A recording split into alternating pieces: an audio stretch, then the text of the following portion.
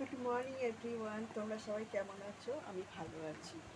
তবে কালকে জানো তো, ঠিক 12:30 থেকে না হঠাৎ কারেন্টটা চলে গেছে। আমি না ঘুমিয়ে পড়েছিলাম। কালকে একটু ঘুমটা মানে কী বলবো, কালকে একটু ক্লান্তই লাগছিল। তা মেয়েকে বলে একটু মাথাটা একটুখানি একটু হাতটা কর, এরকমভাবে একটুখানি চুলকা, হ্যাঁ তাহলে আমি ঘুমিয়ে পড়বো। তা ও আমার পাশে বসে বসে আমার মাথাটাকে একটু এরকম হাত দিয়ে একটুখানি চুলকাচ্ছিল।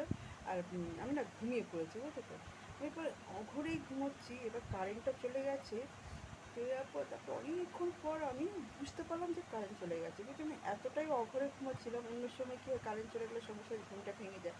কালকে এতটাই মানে ঘুমে ক্লান্ত হয়েছিলাম যে মানে কারেন্টটা চলে গেছে, তাও মানে সেই তোমার ঘুমটা ভাঙছে না। আধ ঘন্টা পর মেয়ে বললো, মা তোমার আধ ঘন্টা পর ঘুমটা ভেঙেছে। আবার এমনিতেও তো কালকে খুবই গরম ছিল, আর বাইরে এত গরম লাগছে না, বুঝতে পারছিলাম না।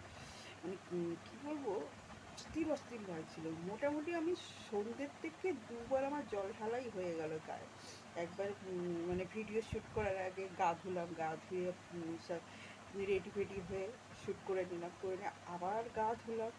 মানে 3বার আমার গা ধোয়া হয়ে গেছে। মোটামুটি আমি যখন শুয়েছি তখন আমার 3বার গা ধোয়া হয়ে গেছে, গা ধুয়ে তারপর শুয়েছি।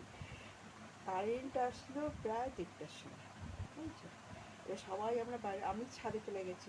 তারপরে সবাই আমাদের পাড়ায় সবাই বাইরে বসে আছে, পুকুর ঘাটে সব বসে আছে। আমার সামনেতে পুকুর আছে, তোমরা জানো। ওখানে সব আমি আর মেয়ে ছাদে চলে গেছি। প্রায় 1:30টার সময় তখন কারেন্ট আসলো। আবার গা ধুয়েছি, আবার শুয়েছি। তারপর উঠতে উঠতে দেরি হয়, ভোরের দিকে একটু বৃষ্টি হয়েছে তো, তখন ঘুমটা না খুব ভালো হয়েছে। তোমরা ভালো থেকো, কেমন?